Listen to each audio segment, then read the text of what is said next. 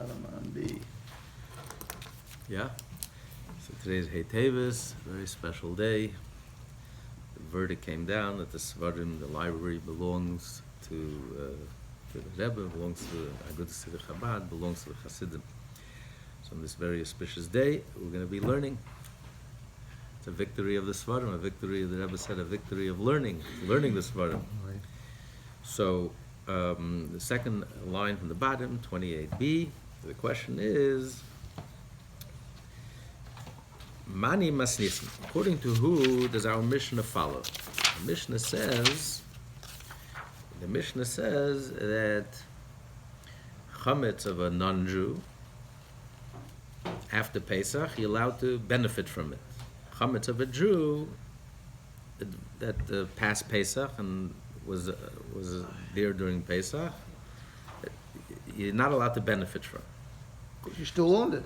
Because he owned it and he violated the prohibition. Right. The non-Jew didn't violate the prohibition, the Jew violated the prohibition. Also, so therefore, a Jew, you're not allowed to even benefit. Not only aren't you allowed to eat it, not even benefit. Right. So the question is, according to who does the Mishnah follow? Right. Because we brought down three opinions: Rabbi Yehuda, Rabbi Shimon, Rabbi Yossi Aglili.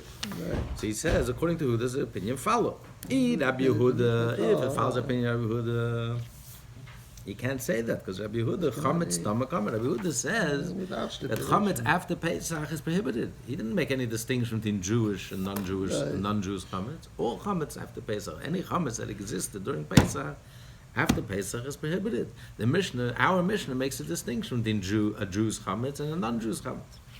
So it can't be Rabbi Yehuda. Rabbi Shimon. I think he's Rabbi Yehuda, chametz stomach chametz. I feel the nachri, even a non-Jew. Rabbi Shimon, if Rabbi Shimon, the opinion of Rabbi Shimon, we continue in 29a. The Sonami Mishra, Rabbi Shimon holds that even chametz of a Jew you're allowed to benefit and eat after Pesach. Ooh. Rashi says even allowed to eat from it. Yeah.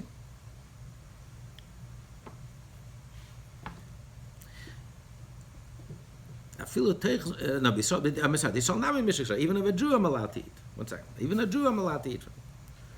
Rabbi Yossi Aglili, if Rabbi Yossi Aglili, I feel it takes man and not because Rabbi Yossi Aglili is the solo opinion, is the solitary opinion that holds it. Even in Pesach, you're allowed to benefit from chametz in Pesach. You can burn it, use it for fuel. You're not allowed to eat it, but you're allowed to benefit from it. You have to get rid of it. To get rid of it, you can while you're getting rid of it, you can burn it for fuel. So according to who does our Mishnah follow? So we have two answers. Rabbi Yaakov answers, Rabbi Yaakov, Rabbi Yehuda. Really, our Mishnah follows Rabbi Yehuda. V'yalev, and he learns, it says yeast you're not allowed to eat chametz or yeast on Pesach. And it says you're not allowed to see or find in your possession chametz or yeast in Pesach. Or another Jew's chametz. So just like over there, by yeast, by seeing, the prohibition of not having chametz in Pesach. You're not allowed to see or have chametz in Pesach. There, the Torah says shalcha. The prohibition is only on your own chametz. You're allowed to have in your possession someone else's chametz, a non-Jew's chametz, or a chametz that belongs to the sacred, to the temple's treasury.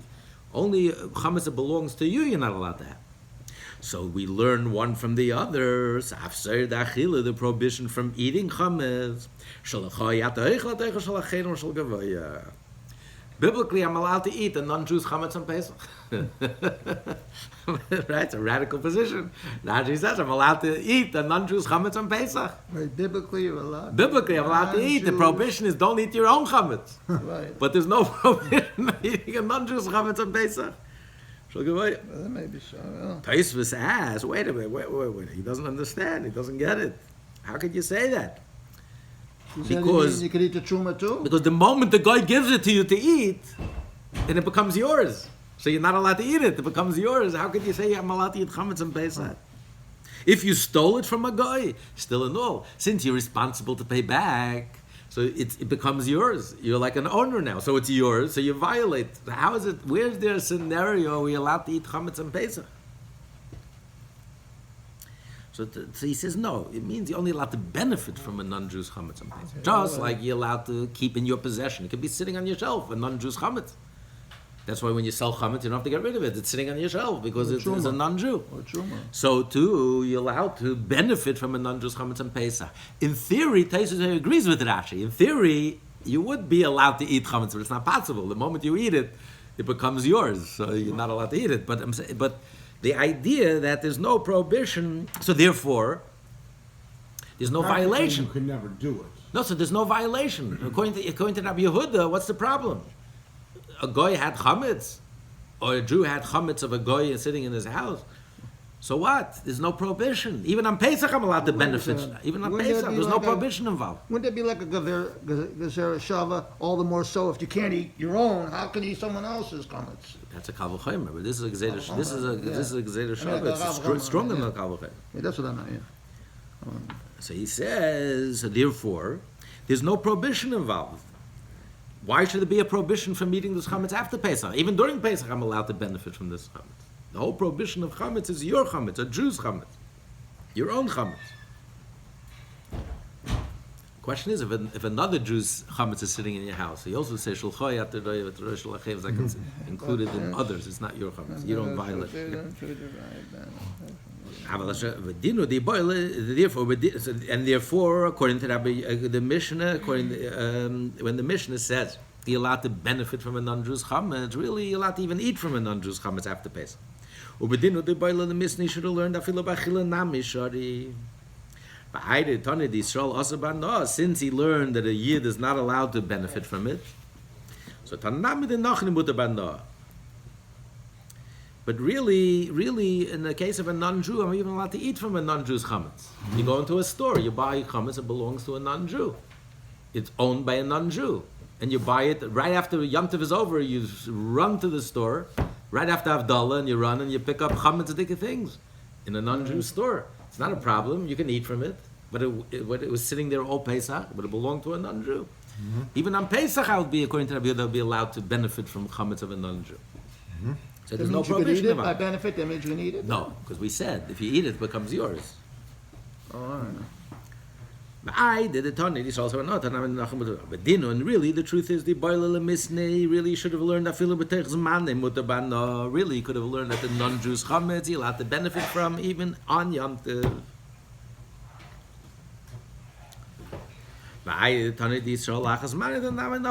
Since he's contrasting it to the Yid, so he's saying whatever is prohibited for the Yid, which is after Pesach, and you're not allowed to even benefit from it, for the Goy is allowed. But the truth is, the Goy you're allowed to benefit, eat right after Yom Tov, and benefit from before Yom Tov, on Yom Tov.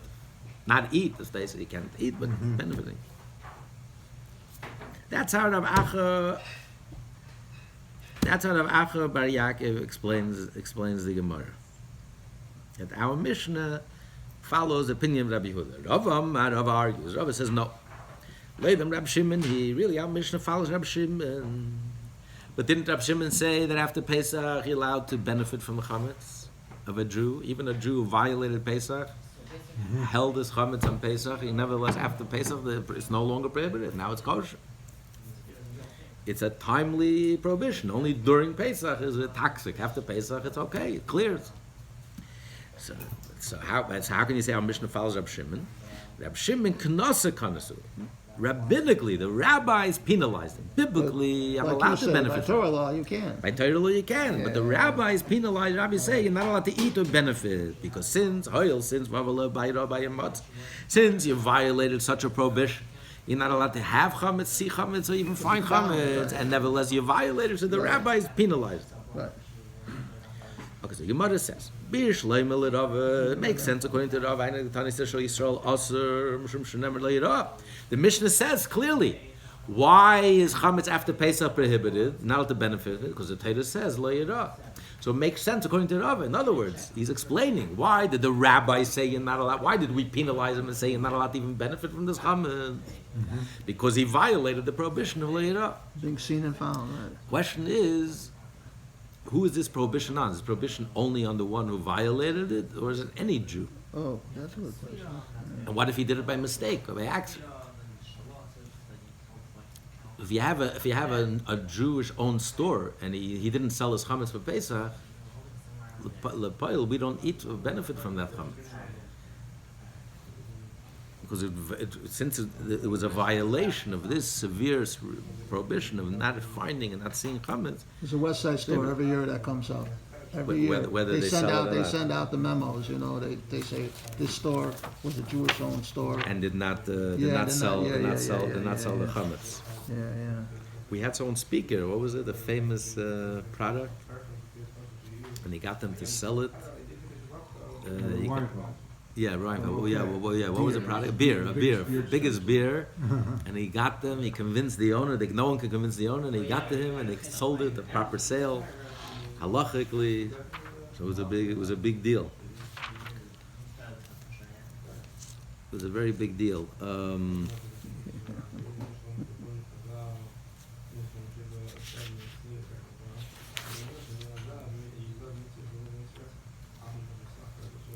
Chametz oil of a Pesach. So if it belongs to a non-Jew, you're allowed to eat it after Pesach. But a Jew, you're not allowed to benefit ever from it. Even if it was accidental, even if it was by force. And not only him, no one is allowed to eat from it.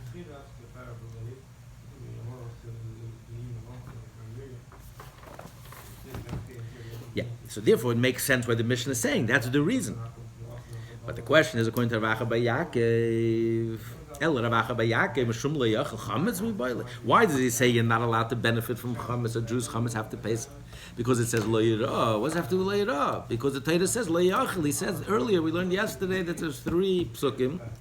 There's 3 verses. One is to teach me I'm not allowed to eat chametz even after Pesach.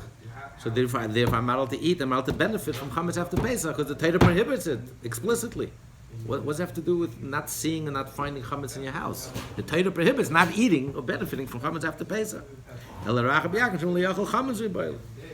So the Gemara answers, Misavras, do you think a seifaka? You think because it says, when the Mishnah gives a reason, because it says you're not allowed to see or find chametz, he's giving a reason why after Pesach you're not allowed to benefit from a Jew's chametz. Adechaka, he's explaining why a non-Jew's chametz, you are allowed to benefit from it. So he's saying, this is what he's saying.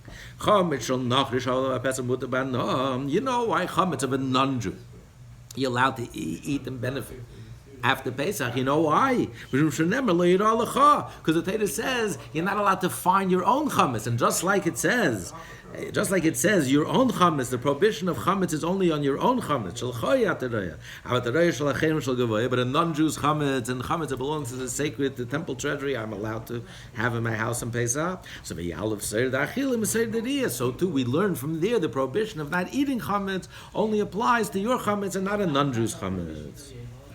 Okay, so that's the argument, the 2 ways of explaining our Mishnah of Rabbi Yaakov and Rava. So Gemara says, Rava and Rabbi Yaakov are both consistent with their reasoning. Elsewhere, we learn, if a person eats yeast of a non-Jew that violated Pesach, it means, it was during Pesach.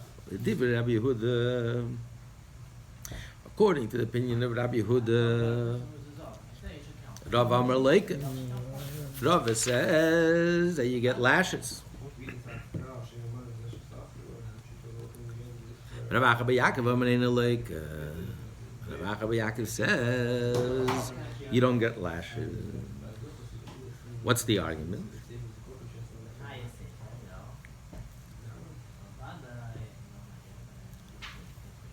In other words, according to Rabbi Yehuda, Rabbi says, according to Rabbi Yehuda, the prohibition of chametz is both a Jew and a non-Jew. He doesn't hold what Rabbi Yaakov's teaching, that we learn one from the other, that we learn the prohibition of eating chametz from the prohibition of having chametz. Just like the prohibition of having chametz is only your own chametz, not a non-Jew's chametz, the prohibition of eating chametz is also only a Jew's chametz, not a non-Jew's chametz. He doesn't accept that. According to Rabbi Yehuda, even a non-Jew's chametz is prohibited. So therefore, the Mishnah can go according to Rabbi Yehuda. According to Rabbi Yehuda, after Pesach, a non-Jew's chametz would also be prohibited. Rabbi Yehuda disagrees with Rabbi Shimon. He argues with Rabbi Shimon. He doesn't agree with our Mishnah. And then you get lashes if you eat it. After Pesach, you're not allowed to eat chametz that was there during Pesach. Even a non-Jew's chametz is also prohibited from eating or from benefiting. Rabbi Rabbi Acha bar Yaakov Rabbi Yaakov says no. Rabbi Acha bar Yaakov, who interprets our Mishnah, follows Rabbi Yehuda.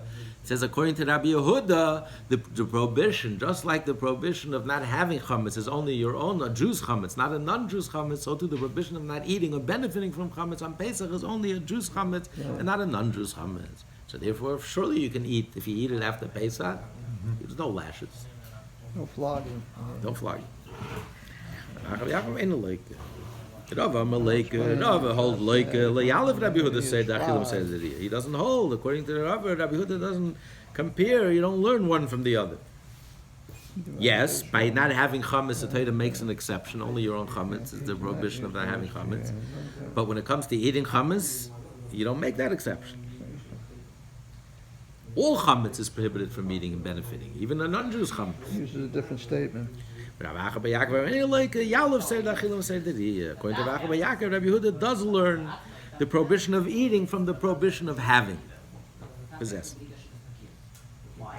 Now the Gemara concludes, at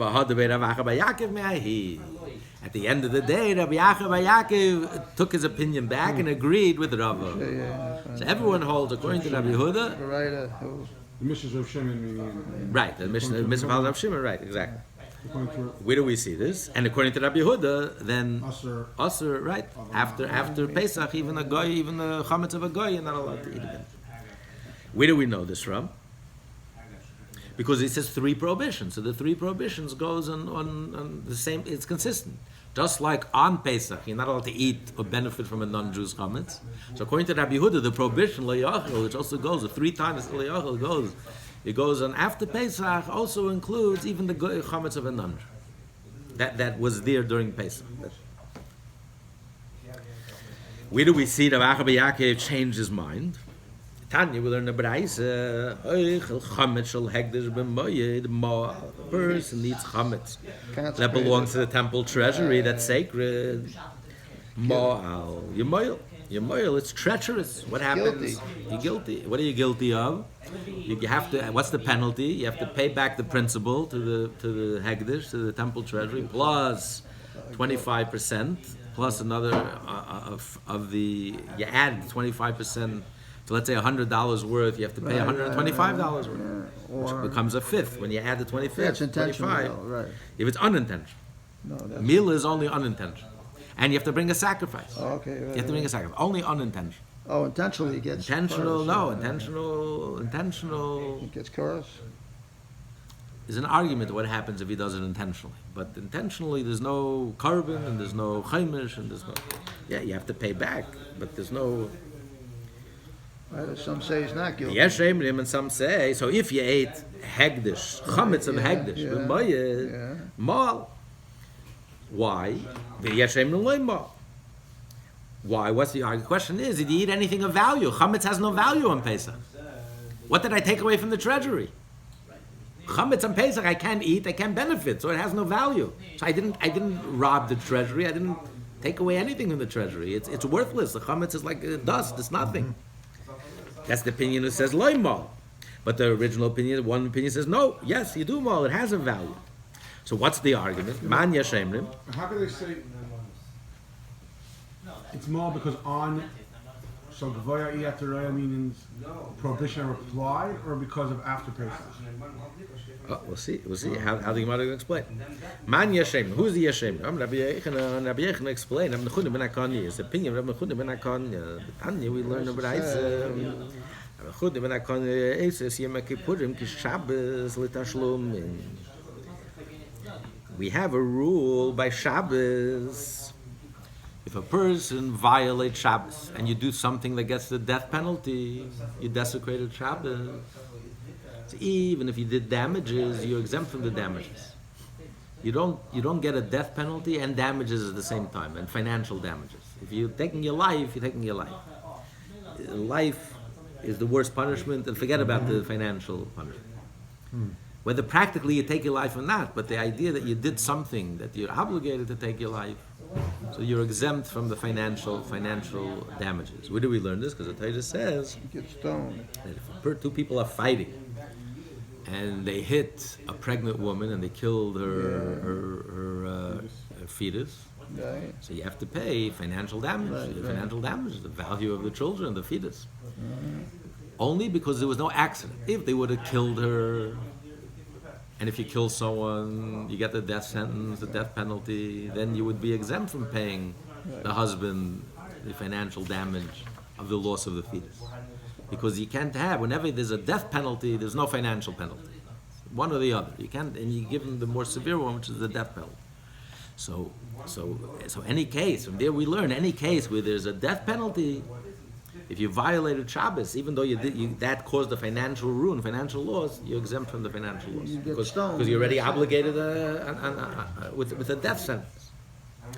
So the Chunde Ben Akon expands that concept and he says Yom Kippur is just like Shabbos. Right. Because Yom Kippur is unique. Yom Kippur is not like other holidays. Other holidays, if you violate holidays, if you desecrate the holidays, if you do work on the other holidays, you get lashes. Right? You get flogged, but there's no death sentence. In Yom Kippur, you get cutters. Someone works in Yom Kippur, you get cutters. There's no skilla, there's no, not in the hands of the Bezdin, but in the hands of the Hashem, you get life gets cut off. So he says the same concept would apply in the case of cutters as in the case of Misa and Bezdin, Mrs. Bezdin. That if you violate, if you do something on Yom Kippur, it's like Shabbos and Tashlumin. Ma Shabbos, just like Shabbos, Mischayev and Nafshi, Patim and Tashlumin. If you do something where you're guilty of a capital punishment, so therefore then you're exempt from any financial payment. After Yom Kippurim, same would be apply the same as Yom Kippur. Mischayev and Nafshi, Patim Tashlumin. If you violate, you desecrated Yom Kippur, you worked on Yom Kippur, and you also caused a financial damage, you're exempt from the financial penalty because you lost your life. Your life is getting cut off. So therefore, he explains, that's the opinion that holds. So the same is with Chametz and Pesach. Since by eating Chametz and Pesach, you get cutters, your life gets cut off, there can't be any financial penalty. How could you say he's chayiv mila? How can you say he's obligated to pay the financial penalty for the treachery, of using the sacred, and he has to repay and add 25%, which on top of it is 20%, and there's no financial, and without that, if there's no payment of chaimish, then there can't be any carbon. Right. The sacrifice of Mila only comes when there's a chaimish, when there's a penalty, or even the principal, maybe you don't even have to pay. Even the principal, you don't even have to pay. Your life is getting cut off, so there's no financial, there can't be any carbon. So therefore, oops. So therefore, okay. What do they call it? A wardrobe failure or something? Are you trying to make up for what you were saying about the Rebbe's statements about the Hasidim aren't?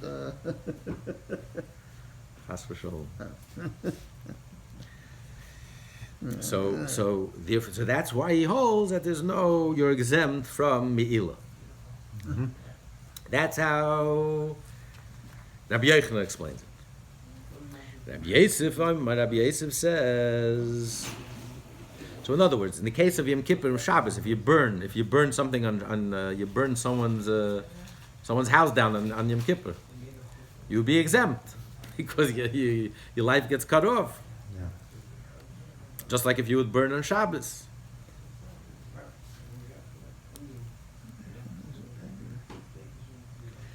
Now the question is, why? So according to Rabbi Yochanan, really essentially should be chayiv mila. Why should, like the first opinion, why should it be chayiv mila? It has no value. Chametz and Pesach has no value. You can't eat, you can't benefit, because it follows Rabbi Shimon. According to Rabbi Shimon, of course it has value, because after Pesach, the temple treasury could sell it and it has value. Right. So you're causing the temple treasury a loss. Right. Even though we said that, even according to Rabbi Shimon, we made a penalty. We penalized, and we said that the rabbi said that you're not allowed to. Yeah, but not in the case of the temple treasury. A person is not allowed to benefit. In the case of temple treasury, you're not going to cause a loss. Also there, because the person violated by Matzah. Why did we penalize him? Because he violated the prohibition. The Torah says you're not allowed to keep it in your house, but the Torah never said you're not allowed to keep. We said the exemption is you're allowed to keep the temple treasury, chametz of the temple, you're allowed to keep because it doesn't belong to you. So you never violated anything. There's no reason to penalize. So therefore it has a value. So you deprive the temple treasury of value. You have to pay milah. You have all the penalties of milah. The only reason and the reason why, because there is a penalty. But he ate chametz and Pesach. So there's a kares. Yes. So he ate chametz and Pesach. True. And there's kares. But so what? It doesn't exempt him from financial penalty. Don't forget, these are the rabbis who disagree with Rabbi Nechuni ben Akana. They hold that only on Shabbos, only if you burn someone's house down on Shabbos, are you exempt from paying for his house. Because only when there's a penalty in Bezdin, only when there's a chi of mitzvahs Bezdin. But kares doesn't count. Kares doesn't cancel a financial penalty. So therefore, you chayiv emila, you chayiv in the payments and in the carbon. But according, and the Yeshayim is Rabbi Nechuni ben Akana, who says no, that even in the case of kares, like Yom Kippur, and also here, eating chametz and Pesach, so therefore, since there's kares, so there's no financial penalty. That's how Rabbi Yochanan explains the argument. Rabbi Yosef has a different explanation. Yosef says, they're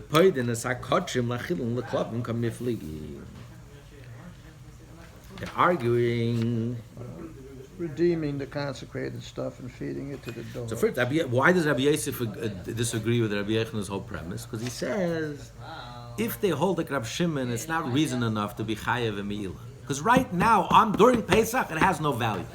Right. Right now, it's worthless. I can't eat it. I can't benefit from it. It's dust. It's nothing. But after Pesach, The fact that after Pesach it has value and I deprive the treasury, that doesn't count. Right now, I didn't take anything from the Hegdish. Right. But here we're talking about, according to Rabbi Yossi Aglili,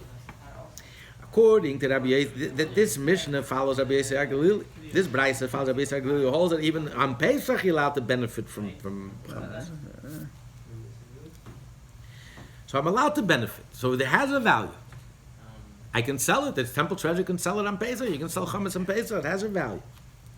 What are they arguing about? They're arguing about if a person redeemed the kachim to feed his dogs. So the one who says Maul says that it had a value. What was the value? Because you could have redeemed it. Redeemed it for what? How could you redeem the chametz? Redeem it for what? To feed it to the dogs. You can't redeem it to eat it yourself. You're not allowed to eat chametz. Right. So you would redeem it to feed the dogs, which is benefit, which you're allowed to have benefit. Right. It has value. The kachim has value. Today on Pesach, the kachim can sell it to a Jew as dog food, animal food. Mm-hmm. So you deprived the kachim, the temple treasury, of value, of money. Mm-hmm. So you moil, so you have to pay. Mm-hmm. And he doesn't hold of Rabbi Nechuni. But after...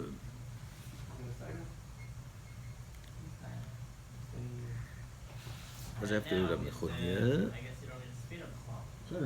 Nothing. What's after Rabbi Nechuni? It's not eating it. It's like a whole different conversation. No, but he ate it. No, he ate it. The bottom line is he ate this chametz. He was moil because he ate it. So he was a chayav kares. He doesn't hold of Rabbi Nechuni. The Yeshayim, the other opinion that disagrees and says, no, you don't have to pay the milah, you don't have the milah. Somebody holds, you're not allowed to redeem something sacred just to feed animals, to feed your dog. You can't use sacred objects as dog food, even if you're redeeming it. I'm paying full price. Now it's no longer holy. Now it's secular. I can do whatever I want with it. No, you can do whatever you want with it, but something respectable.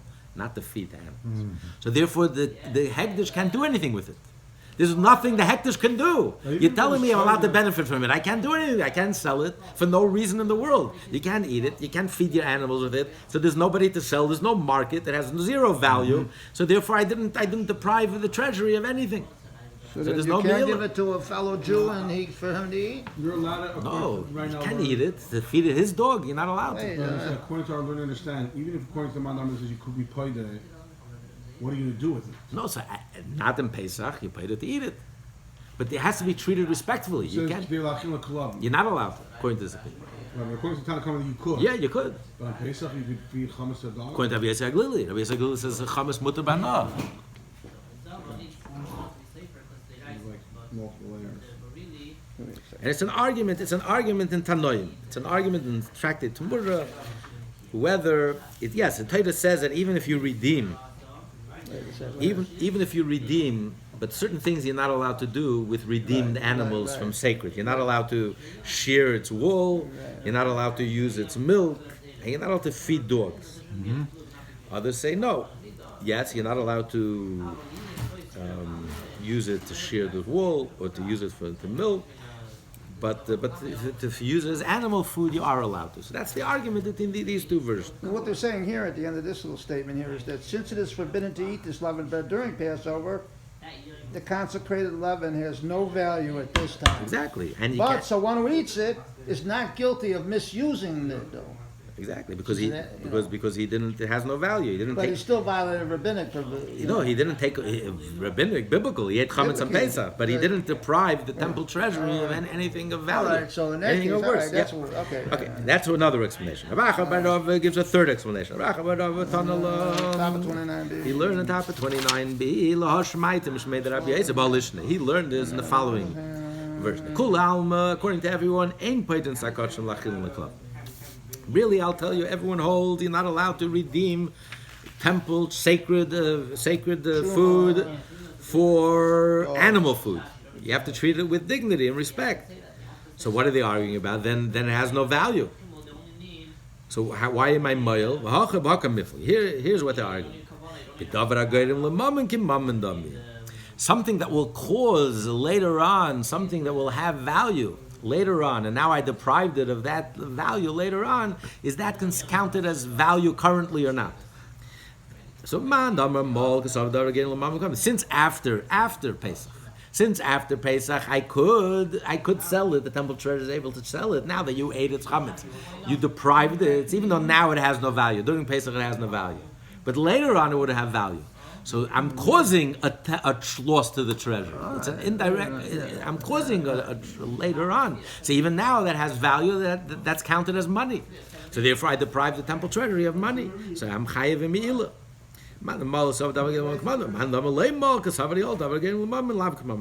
That's his explanation. A fourth explanation, and that's the crux. That's why we're bringing it in. So it has value according to Rabbi Shimon. Rabbi Yaakov says the kol alm, everyone holds our gain l'mamim k'mamim. Really, I'll tell you, everyone agrees that even if later on it's going to cause a loss of money or money, so now right now it has a value. So if that's the case, why the opinion that says you're not moil? That they're arguing in the argument of Rav Shimon. Man damer leimol. The one that says leimol holds like Rav Huda because even after Pesach, I'm not allowed to eat from it or benefit from it. So it has no value now. It has no value later, ever. Man damer mol Rav Shimon that after Pesach will have value. Right. So the question is, but we said that Rabbi Yaakov explained that our Mishnah follows Rabbi Yehuda. That even Rabbi Yehuda, when he says after Pesach you're not allowed to eat chametz, it says 3 times you're not allowed to eat, one from before Pesach, from noontime, and one during Pesach, one after Pesach, and all 3 you're not allowed to eat a benefit. But he said that only we learn out the prohibition of eating from the prohibition of having chametz, not having chametz in Pesach. Just like having chametz in Pesach is only your own chametz, but a non-Jew's chametz or temple chametz, sacred chametz, you're allowed to have in Pesach. So too, when the Torah says you're not allowed to eat a benefit to the chametz in Pesach, it's only your chametz and not a non-Jew's chametz and not the temple's chametz. So how could Rabbi Yaakov say, according to Rabbi Yehuda, temple chametz is prohibited not only during Pesach, even after Pesach? According to Rabbi Yaakov, temple chametz is allowed not only after Pesach, even during Pesach. So it's clear that Rabbi Yaakov changed his mind and he took back his position, and therefore he'll explain the Mishnah like Rava, that our Mishnah follows Rab Shimon, and really biblically I would be allowed to benefit and eat after Pesach, only rabbinically we penalize him because he violated the prohibition of not having chametz in Pesach.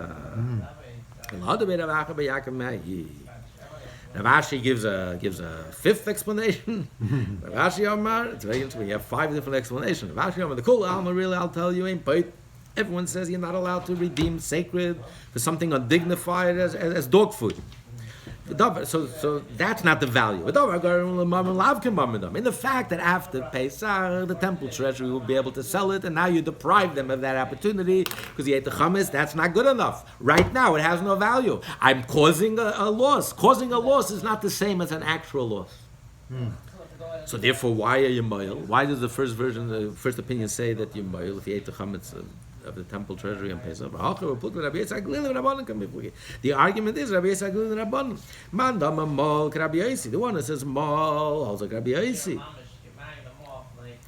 They allowed to benefit from chametz on Pesach. I guess you could have sold it to a non-Jew. They said you can cook your pot. You can cook with it. Right, you can cook with it. So you can sell it for fuel to cook your pot. Man dama mol Rabbanon.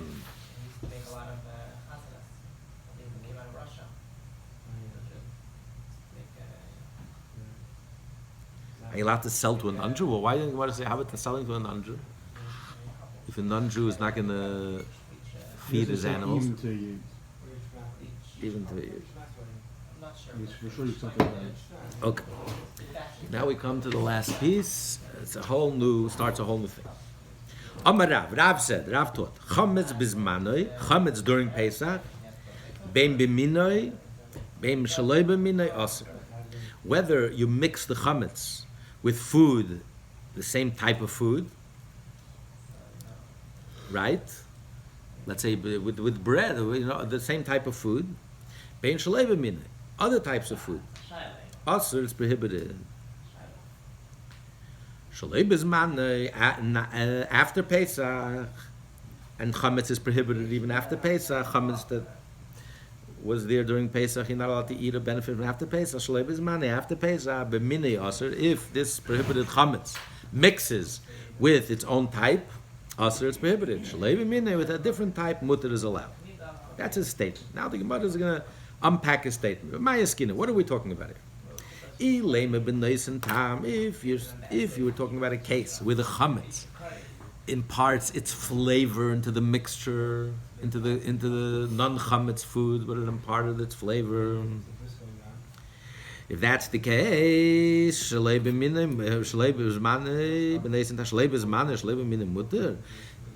after Pesach, you're saying if you mix some food and not it's the same type, why is it permitted? You have time. You have the flavor of chametz in this food. You have the flavor of chametz, which is prohibited. So the whole mixture should become prohibited. Why would Rav say it's allowed? We must say, we're talking about b'mashu. B'mashu chametz. Talking about the drop of chametz. There is no flavor. It's not imparting a flavor. It's only a drop. A tiny drop of chametz fell in. There's 1,000 times more of the mixture than this tiny drop. You can't even detect it. There's no flavor to detect. There's nothing here to detect. And that's the distinction. Chametz bizman b'minei shleimim nios. But mashu chametz bizman during Pesach, even a mashu chametz. If a tiny drop of chametz mixes into a huge batch, 1,000, 10,000, 1,000,000 times more, it's undetectable, untraceable. The whole thing becomes prohibited. Whether it's a similar food item or different. And Rav is consistent with his reasoning that Rav and Shmuel, both Rav and Shmuel taught, all the prohibitions in the Torah. And then it became mixed with something that's allowed. So you have a mixture of something that's prohibited, something that's permitted. So it depends. If it mixes with the same kind, wine that's prohibited and wine that's okay. It's wine and wine. Even a drop. It prohibits the whole mixture. But if it's in a different type of food, then you have to taste it. If there's a taste. We said b'mashu. No, kol is sunnah shabbatayra. There are other sunnah shabbatayra. B'nais and tam. All the others besides chametz, all other sunnah, the exception of chametz, other than chametz, b'nais and tam. If it leaves a taste, if it imparts a taste in the mixture, because the whole mixture is prohibited. If not, not. How could you tell? You give it to a non-Jew to taste. If there's no non-Jew to taste, then we say it's 1 in 60. 1 in 60, the taste is completely, you can't detect the taste anymore. Okay. But not during Passover. Oh, that's only other Isur. Yeah. So therefore, so why is Pesach different? So Rav Gozer Chametz Bizmanei Shaloi B'minei Ata Minei. So Rav made a decree that during Pesach, because Chametz is so strict, because Chametz, the Torah says that if you eat Chametz, you get kares, you're not allowed to even have it or see it or find your possession. So therefore he made a decree that on Chametz, it's exclusive to Pesach, the Chametz. And on Chametz and Pesach, even Shaloi B'minei, even a masher, even a drop, prohibits the whole mixture. But not in the right, not after Pesach. So if it's a mixture of its own kind, it's also like Rabbi Yehuda. Rabbi Yehuda says chametz after Pesach is prohibited. But if it's not a mixture of its own kind, it's allowed. Why? Because the shaloi bizmanei, b'shaloi b'minei, to make a decree. I'm going to make a decree after Pesach and shaloi b'minei because of minei on Pesach. It's too far fetched. It could also be minei after Pesach. What? It could also be minei after Pesach. Yeah, but the whole minei after Pesach is according to Rabbi Yehuda. As they say, it's only a lav and not cars. Right, it's only a lav and not kares. There's no reason. It's like any other isser. There's no isser. The only reason you want to say because of kares. So because of kares, it's like twice removed. Because I'm going to make a gzeira, because if I'm going to allow the shaloi b'minei, not in its right mixture, not in the same type of mixture after Pesach, I'm going to come to allow even in the case of shaloi b'minei on Pesach. And shaloi b'minei on Pesach, if I allow that, I'm going to come to allow the same kind. It's too far-fetched. It's like it's doubly removed. So that, so far, you don't go that far to make a double degree.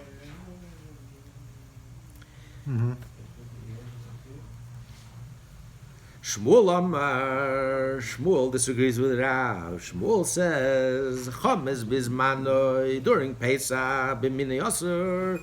It's only prohibited only if it's in the mixture of the same type food. Shalei b'minei, if it's a mixture with something, a different type of food, mutter. Shalei bizmanoi after Pesach b'minei b'shalei b'minei mutter. Any mixture is allowed. So the Gemara unpacks it. Chametz bizmanei b'minei aser. When Shmuel said that chametz during Pesach, if there's a mixture of its type as aser, even a drop, even 1 in 1,000, 1 in 10,000, 1 in 1,000,000, the whole mixture becomes prohibited. Shmuel, the time made Shmuel is consistent with his reasoning that Rabbi Shmuel Damet Avayu, like we just learned, Rabbi Shmuel both taught Kol Yisurim Shabbat Torah throughout the entire Torah. B'minei asurim b'mashru, even a mixture, a drop. The whole thing, the whole mixture becomes prohibited. Shalei b'minei, but if it's a different type of food, b'nais and tam, then you follow the taste. And he says chametz is no exception. Shalei b'minei, not the minei le'gaza. He doesn't hold of this exeda. Why should he make exeda? There's no difference in the chametz and Pesach and all other prohibitions. Shalei b'zmanei, but after Pesach, whenever there's a mixture, even if it's the same type of food, mutarin. Why can Rabbi Shimon? Since the whole thing is a knas, since the whole thing is just a penalty, it's only rabbinic, biblically I'm even allowed to eat it, so we don't go so far as to penalize the mixture. Only if it's intact, if the chametz is there.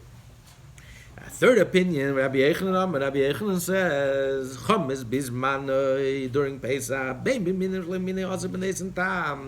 even b'minoi, the whole prohibition is only if it imparts flavor, if it imparts a taste.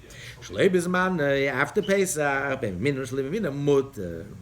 whether if it's any mixture is allowed. So he explains, he unpacks it. Chametz bizmanoi where Rabbi Yechanan Tamed, Rabbi Yechanan and Reish Lakish, Rabbi Yechanan and Reish Lakish argue with Rav and Shmuel.